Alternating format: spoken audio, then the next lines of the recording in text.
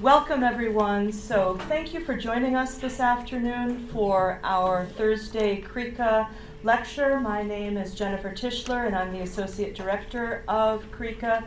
A few announcements that will be familiar to those of you who have been with us before.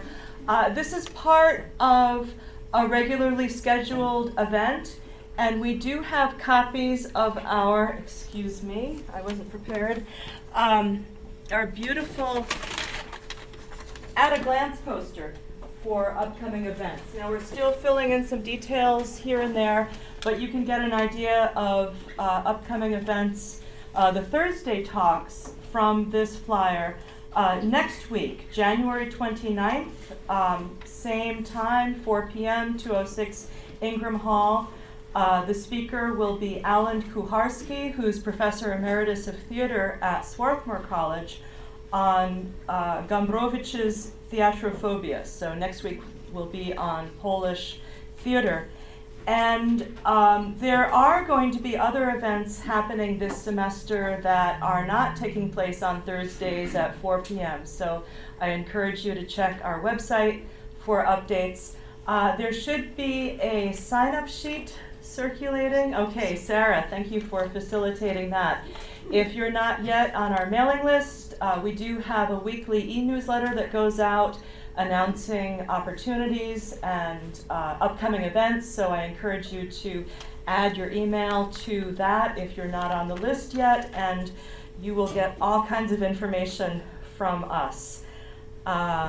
What else did I want to mention? Given the topic of today's talk, we do have some items in the back of the room that were donated by the Friends of Ukraine Madison group. Is there anyone here from Friends of Ukraine? Not to put you on the spot, I was hoping we'd see. Okay, maybe we were expecting a representative to come today, but we do also have a flyer with more information on that local nonprofit organization that focuses on sort of spreading activities, knowledge about Ukrainian culture. So you can read more about that in the back of the room. So let's move on to the reason that you're here to hear our talk today. And I'm delighted to introduce Yoshiko Herrera, whom many of you in the room know. Yoi is professor of political science at UW-Madison and is a former director of CREECA. Her research focuses on Russian and Eurasian politics, identity, and international norms. Herrera teaches courses on comparative politics, social identities, and diversity, and this semester is again offering her course on Russia's war on Ukraine. Herrera was the recipient of the Chancellor's Distinguished Teaching Award at UW-Madison in 2021, and a Distinguished Honors Faculty Award from the College of Letters and Science Honors Program at UW in 2024. She is the author of 2 books and an influential co-edited volume on measuring identity, and her most recent co-authored article is Don't Look Back in Anger, Cooperation Despite Conflicting Historical Narratives, published in the American Political Science Review. And on a personal note, I just want to make public that I have worked with Yoi for many years.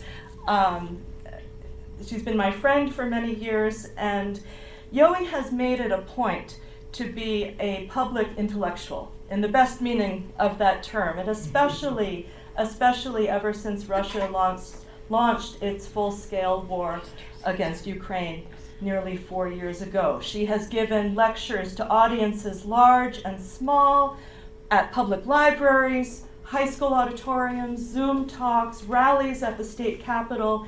And so today I'm really delighted that we have the opportunity to learn about Yoi's latest research project, Identity and War, What the Russian War in Ukraine Teaches Us About the Causes of War. So please join me in welcoming Yoshiko Herrera.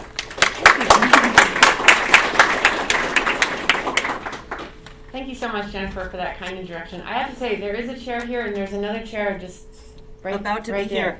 Empty right there. So feel free to just walk in and sit down. So I'm really honored to start out the CREECA lecture series this semester. I'm a little bit worried. I have given so many talks that sometimes I think, I hope I'm not repeating myself and same old things, but this paper actually is co-authored work with Professor Andrew Kidd there. And it actually is a little bit of a departure from just talking about what's happening in the war to a connection to the political science and international relations work on what the Russian war on Ukraine can teach us about the role of identity and war more generally. And again, Ted, I insist, like, come sit down. And there's another chair there. Okay. But before I get into some of the political science work, I do want to just start with a little bit of motivation and the motivating question that led to this research project, which is the question of why Russia invaded Ukraine and the role of identity in those motivations, in the reasons for the war. And let me just, without going into too much detail about what's happening in the war, talk about what I think is now, almost 4 years into the war, accepted understandings of some of the motivations now that we have more information. And so one factor is what I would call Russian imperial ambitions, and a very succinctly, just the denial of sovereignty and nationhood for Ukraine, the idea of expanding global Russian power, and a very expansive view of the Russian world and Russian orthodoxy. A second way of thinking about the motivations for the war have to do with Russian national identity, about narratives of humiliation of Russia after the end of the Cold War, the 1990s, NATO expansion, things like that, the cult of World War II within Russia under Putin. And also, on top of those identity-related factors, there's also just strategic miscalculation. That's Putin with the long tables, meeting with his close economic advisors right after the war started. There's a number of ways that information is related to the war beyond identity, and I just want to mention a few of those things before going back to the identity factors. One is the previous military victories really buoyed Russia's sense that this would be easy. They consider themselves to have been victorious in the Second Chechen War, the incursion into Georgia in 2008, the Crimea invasion initially in 2014, and their actions in Syria in 2015, which met with very little resistance and very little international reaction.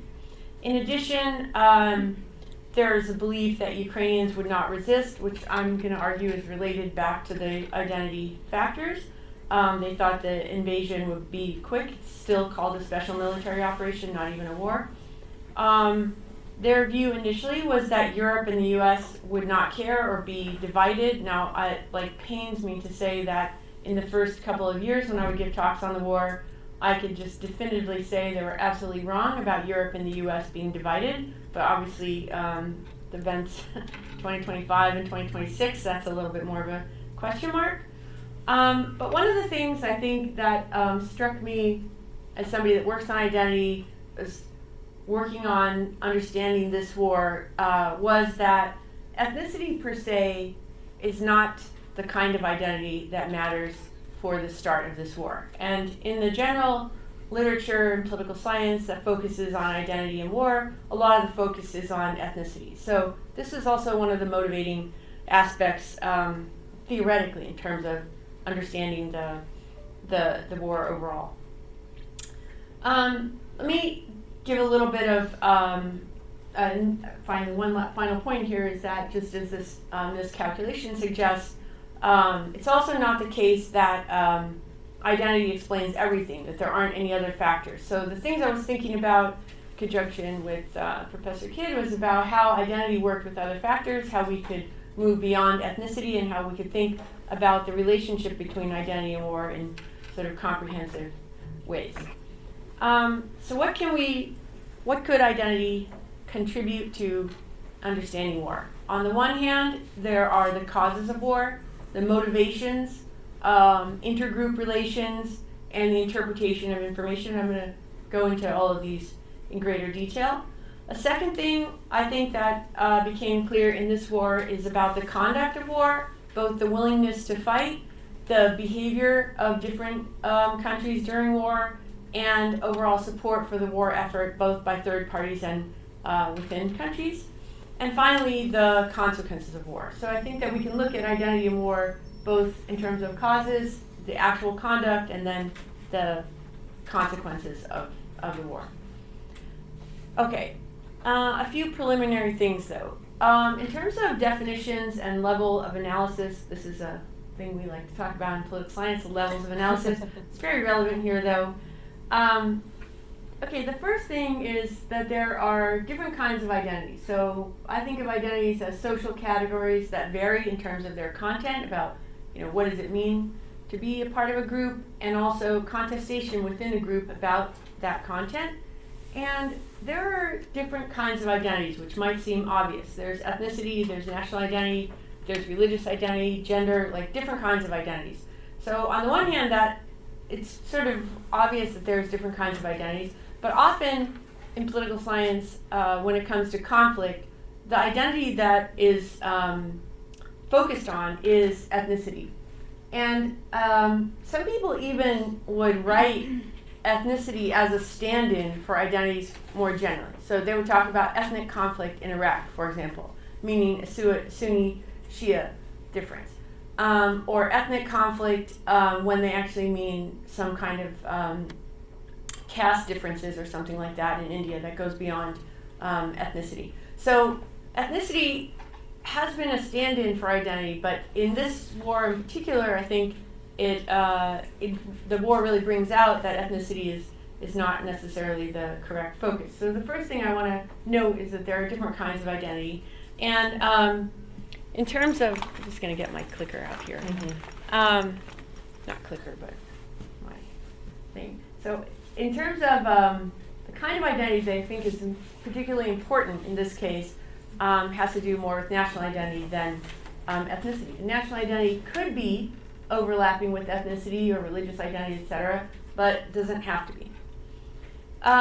Okay, another point that I think is important is the difference between personal and social identity. So personal identity at the level of the individual, and social identity in terms of groups. Sometimes in political science, when we analyze identity of states, people treat them as individuals or as persons. But there are also groups, and why it matters is that social identities have much more level of contestation. I mean, you can imagine at the individual, you say, today I feel like this, tomorrow I feel like that. But when it comes to a group, that's where you have contestation of the meaning, the goals, the expectations, etc. And so in the context of the war, you might ask, who is making the decision, and how does identity figure into the decisions for the war? So is it a personal decision of the president, of Putin, for example? Is there larger social support for the war? What is the identity of the people who are fighting? So you can have identity at different levels, and if we're analyzing identity in the context of war, we have to think about what the level of analysis is. Okay. Next preliminary, which might be this could have been, I've thought about this and thought about this as a potential alternative title for the paper, just to say ethnicity is not the answer. That's like one of my main arguments that I want to make. We have in political science precise definitions of ethnicity, of a belief in shared common descent. I've analyzed with former students and now Professor Kyle Marquardt, something called the Ethno-Linguistic Fragmentation Index and what's in these so-called ethnic data sets.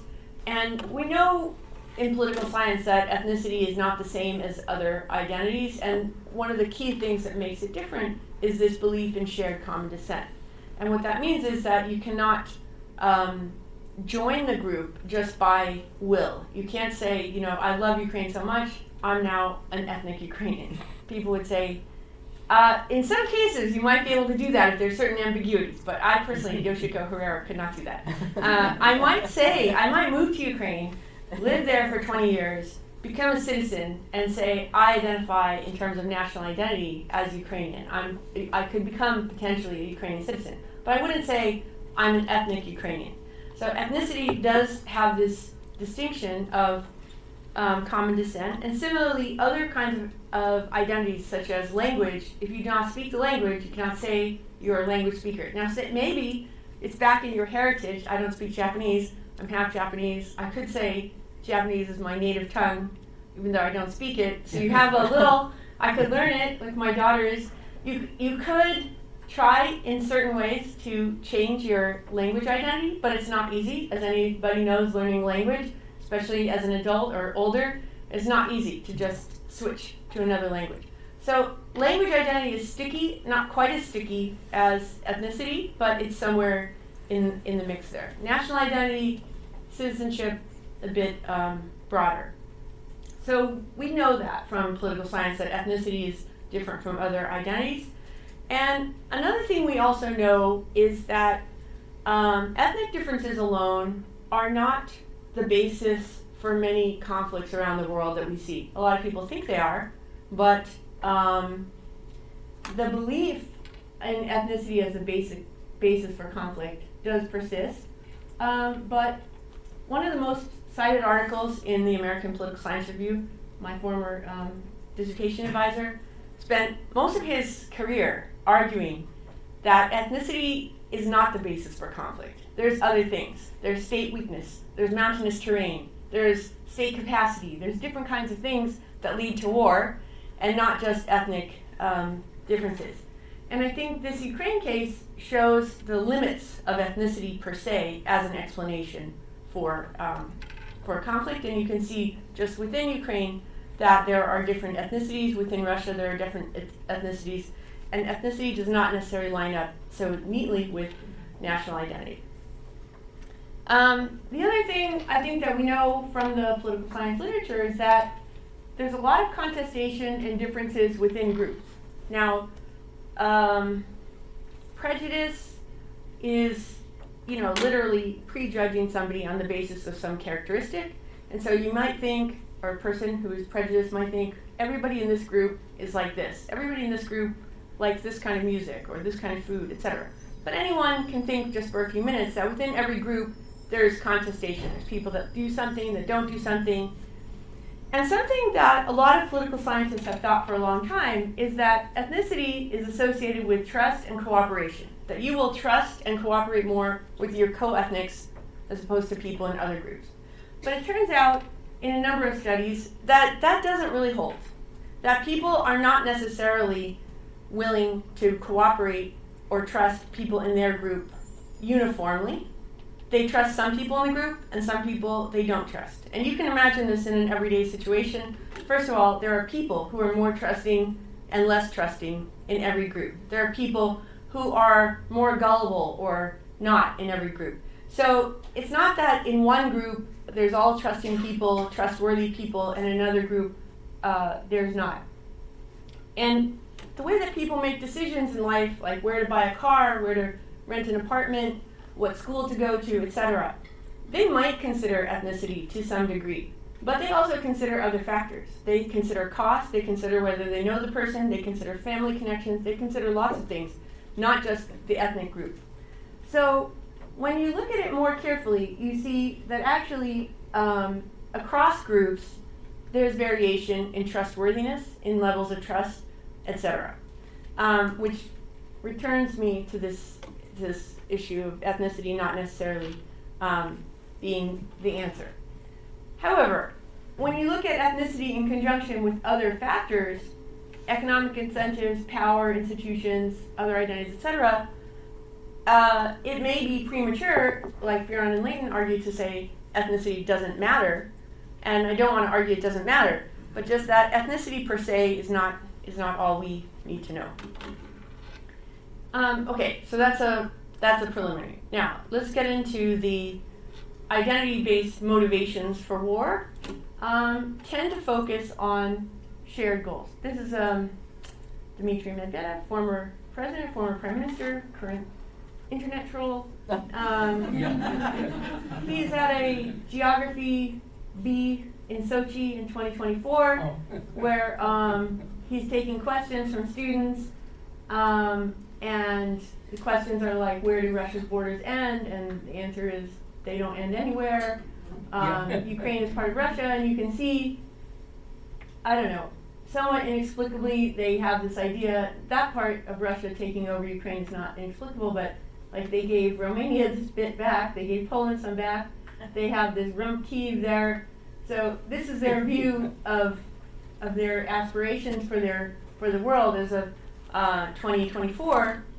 And when we think about classical nationalism, that's one of the easiest cases of understanding ethnicity and conflict, where you have a larger group, you have some smaller group that says we're actually not like the bigger group and we want to be separate from them. So ethno-national separatist movements, sovereignty movements are going from back into the 19th century, or the way you get a lot of little states. Sometimes they get consolidated, but the idea of nationalism, national identity, and nationalism on the basis of ethno-linguistic groups creating nation states is one of the, going into the literature, one of the core ways that we see identity-based motivation for war. A second thing, though, is to think about how national identity can inform the core interests of states. That some states, depending on how they see themselves, they see friends or enemies, they see interests in territory, they have interests that are related to their core interests, and this can sometimes create conflict. This is sometimes overlapping, for example, when you see religious conflict over a certain territory or building or something like that people think it's absolutely core to their understanding of who they are, that they have some area, land, etc. And so you can see national identity related to conflict in that way, which is different from separatism. And a third way that identity can be a motivation for war is to look at other socially constructed identity-based interests in war. So, for example, the Crusades, the idea that you need to conquer areas in order to convert them, etc., goes beyond just what you want in your own country, but towards expansion, etc. And I would argue that this idea of rebuilding the Russian Empire, Putin's imperial aspirations, are a big part of the motivation for this current war. But that's quite different from classical nationalism, and it's a bit different from just what does it mean to be Russian and what do Russians want within Russia, etc. These aspirations towards expansion, etc., I think are a renewed emphasis in the literature about how we understand identity and the motivations for war. A second way of thinking about identity and the cause of war is to think about how identity informs assessments of friends and enemies, allies and enemies.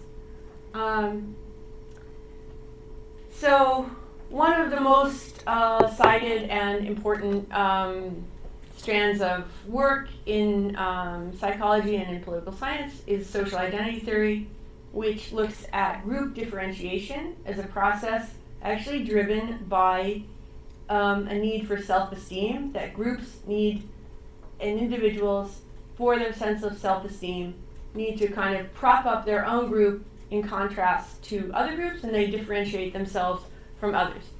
So that sounds like a basis for identity and conflict, but in fact, lots of research shows that just because you like your own group, it doesn't mean you hate the other group, and it doesn't mean you necessarily will go to war or commit violence against your other group.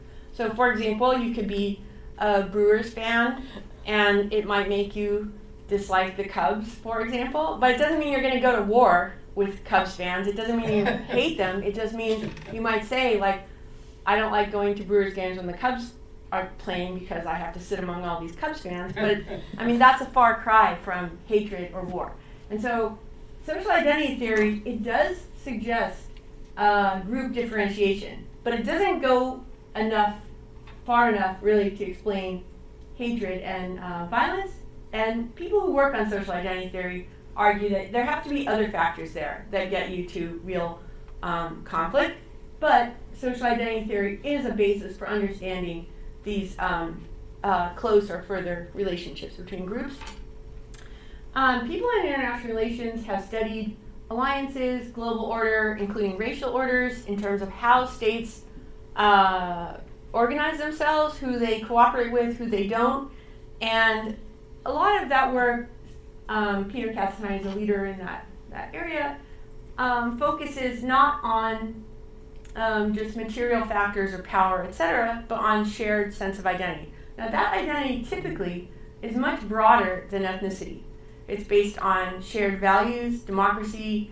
Sometimes it's based on race or things like that, but actually it typically goes beyond just cooperating with co-ethnics. Friends and the assessment of threat, which countries are threatening based on what kinds of things that they do. You might look at it from a purely objective point of view, like do they literally threaten you? Do they impose economic costs on you? Do they behave cooperatively, etc.? And assess your friends or enemies on the basis of objective factors. But you could also, people argue, assess different states based on whether you think you have a shared identity with them. You're part of the same region, you're part of same religion, part of same shared identity of some sort.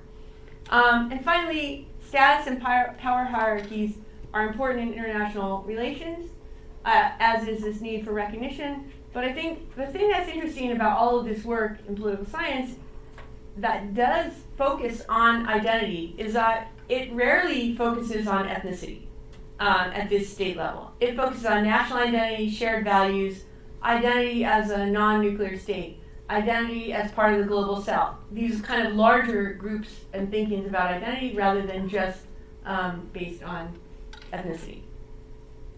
Okay, third way of thinking about identity and war is to think about the interpretation of information, and that's actually how I started my dissertation work. Actually, was my first book is called Imagined Economies, and it was about why some people think they're rich and some people think they're poor, and who they blame, and whether that blame for your situation is based on objective characteristics or other things. And this line of research that focuses on interpretation of information says you can have information, but people based in different groups see that information differently. The Holodomor is an example here where it's very clear that most people in Ukraine have a very specific understanding of Holodomor as a purposeful famine, if not genocide. And most people who identify strongly with Russia, especially Putin supporters, do not see it like that. And that's not the only case. There's lots of cases of systematic differences across groups in how they understand something, but especially episodes of violence, Armenian genocide, different kinds of things, people see those events very differently. Sometimes groups come to a common understanding. The group that's the perpetrator apologizes, but actually in a recent paper that we wrote, the one Don't Look Back in Anger, a lot of times groups don't come to common understanding. They don't ever acknowledge what happened in the past. They never say, I'm sorry, I did this, etc., acknowledging responsibility. They just kind of move on. But what I'm interested here is in how having a certain identity leads you to a certain understanding of information, and having a different identity will lead to a different interpretation. I think that one of the reasons for the misunderstanding, miscalculation by Putin of Ukrainian resistance is an identity-based interpretation of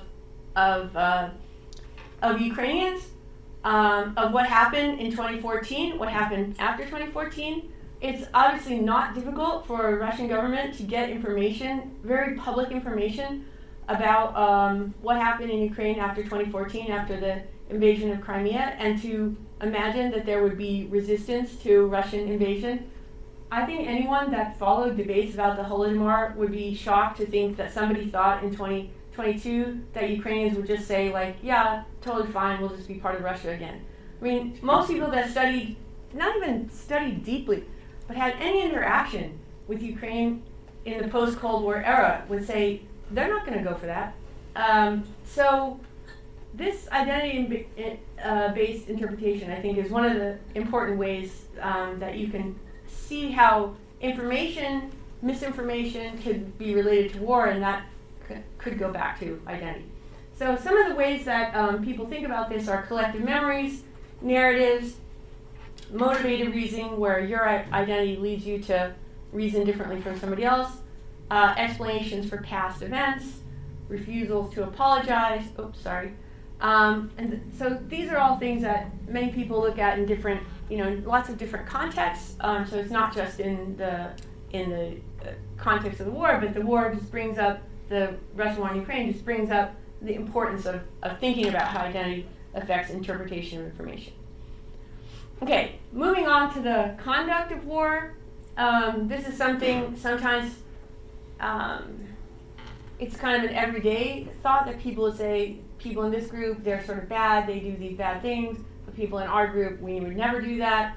You actually see this all the time in the discussions of atrocities like Bucha.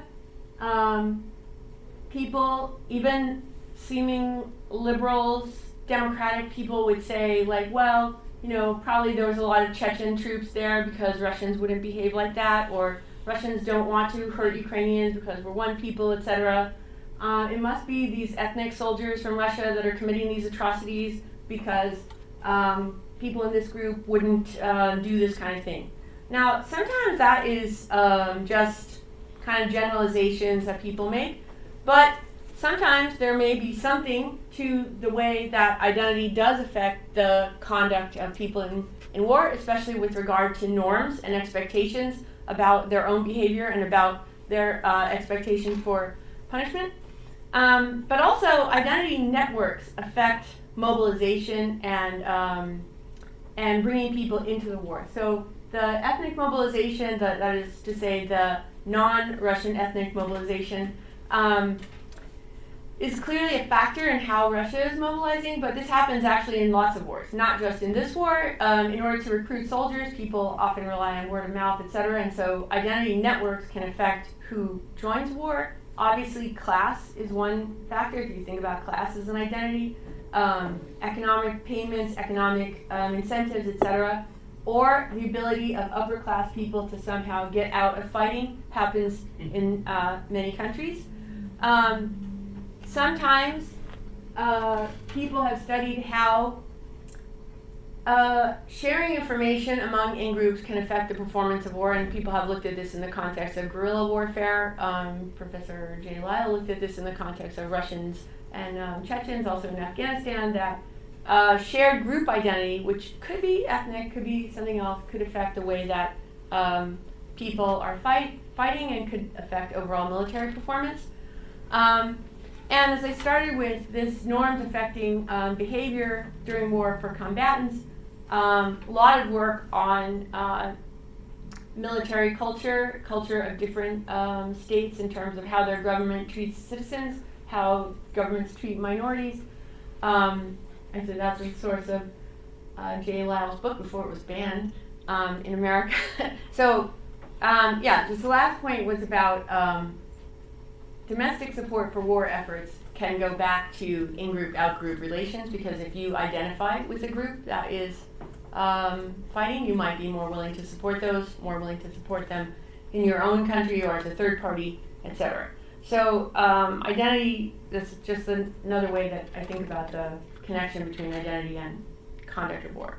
Okay, the final point I want to make so we have time for questions is about the consequences of war, and that is identity as an outcome. So I tried to talk about how identity influences the start of war, conduct of war, but also the identity itself can be a variable in outcome. So one way to think about this is that people who go through conflict have changes to their sense of identity. This is like a kind of typical thing that people think about, that if you participated in a war, or if you were unlucky enough to have to participate in a war, that it changes your understanding of your country, of what you're fighting for, etc. So that's one straightforward way to think about conflict changing social identities.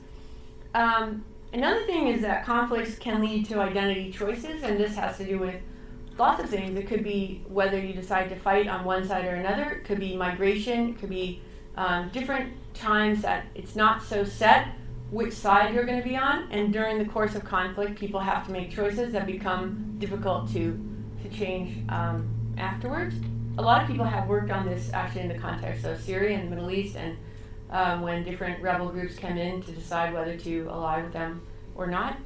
And certainly in Ukraine, people have, to some extent, some choices, and some people don't have so much choices, and that's the another function is another effect is the creation of post-war national identities, that people who shared an experience might have a different understanding of the nation as people who did not.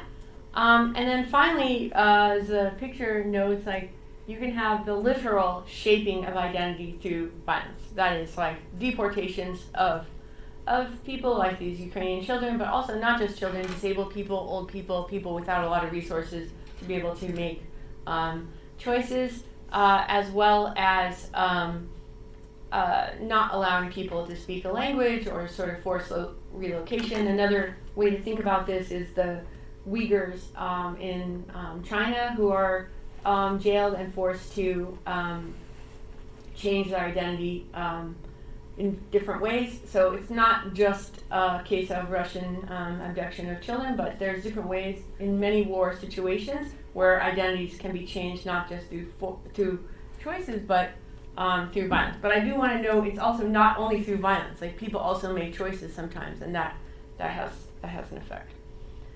Okay, just like a couple more notes here on Ukrainian national identity, and maybe less gruesome here.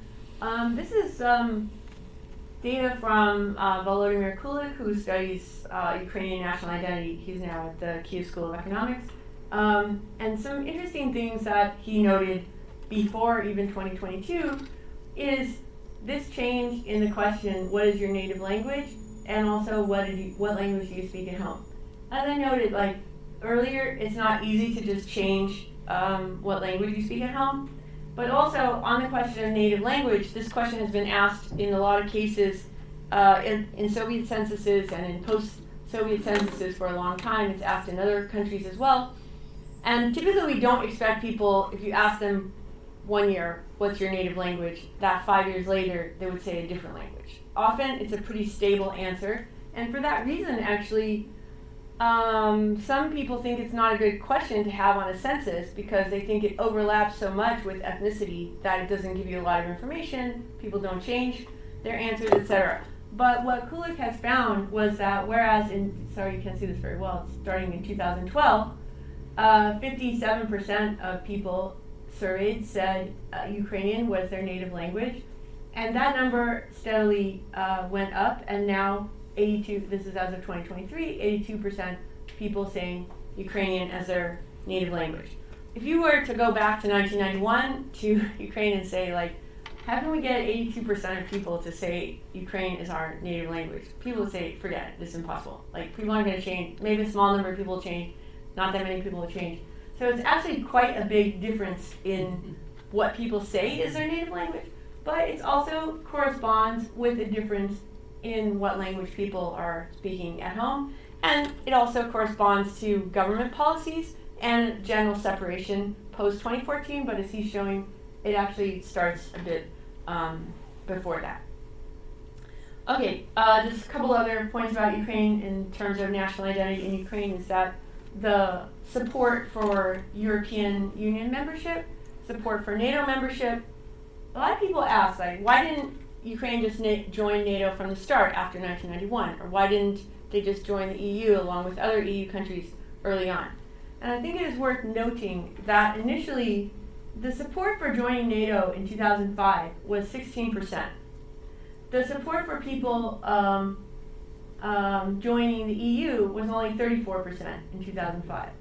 And actually what tipped things was, number one, Russian invasion of Crimea shifted a lot of people towards the EU after 2014, but after 2022, it's gone way up.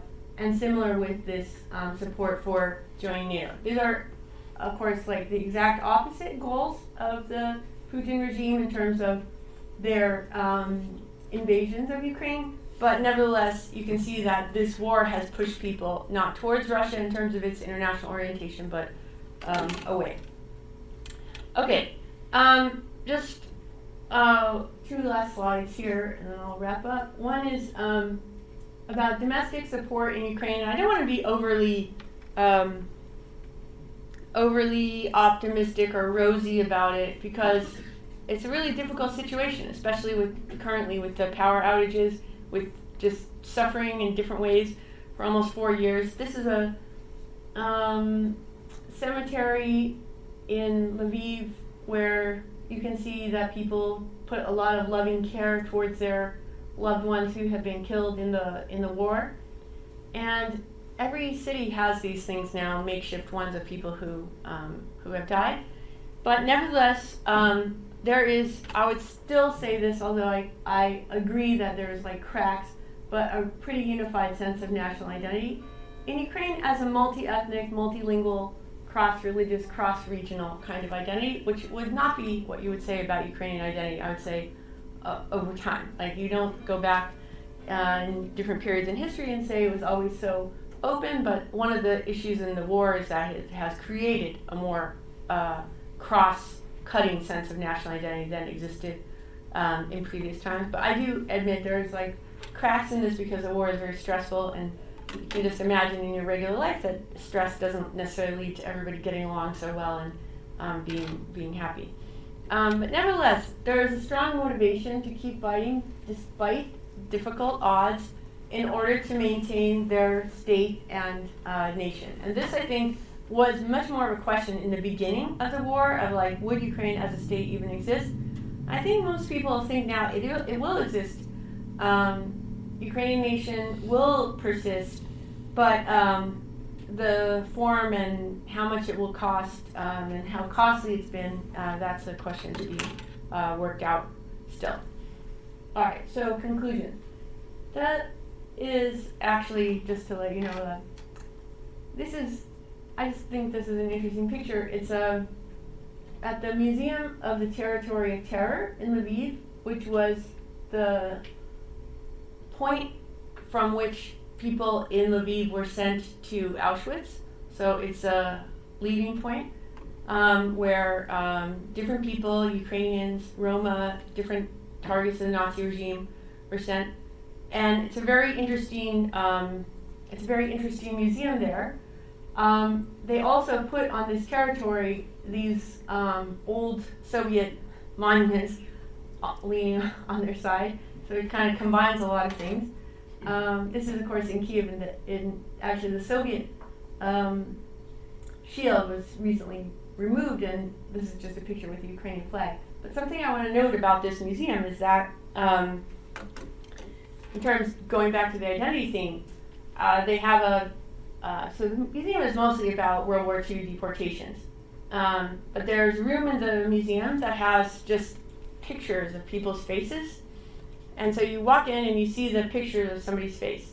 And then there's a booklet below. And if you open the booklet, it says who is the person.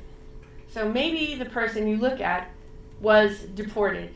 And it'll say, they were deported, they were killed, their family was killed, etc. Maybe you look and see this is a neighbor that saved somebody or did something, etc. Or this is a guard that helped out in the deportations. Or this is a Nazi. Or this is somebody else. So the point of that exhibit is to say, just looking at somebody's face, you cannot say, what did they do during the war? Whose side were they on? What were their values or commitments? You have to look into the person's story, literally, by opening the booklet, to see who they are and how they behaved. And the goal is to not to say, like, look, one side is all good, one side is all bad, but to say, like, the people make choices, and some are good choices, some are not so good choices. But overall, it's in the context of this identity-based violence. Okay, so just to wrap up, our argument is that identity is important to explanations for causes, conduct, and consequences of war, but shouldn't be reduced to ethnicity. And Another thing is that identity in our political science lingo can be both an independent variable and a dependent variable. So it can be the thing causing something and also a consequence. For Russia, I think imperial identity and Russian national identity are really important factors in starting the war and also in the genocidal conduct of the war. And in Ukraine, as I mentioned, I think national identity has been transformed in ways during the war, in ways actually never imagined by nationalists, some part for the good and some part obviously in a tragic way. All right, thank you so much.